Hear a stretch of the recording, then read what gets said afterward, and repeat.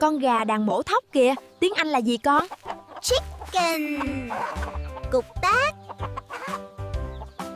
Chú cừu có bộ lông bông xù này gọi là gì nhỉ?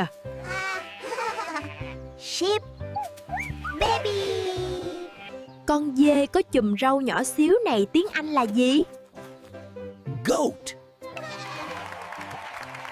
Con trâu to khỏe đang đầm bùn kìa, tiếng Anh là gì? Buffalo. Nghé ngọ.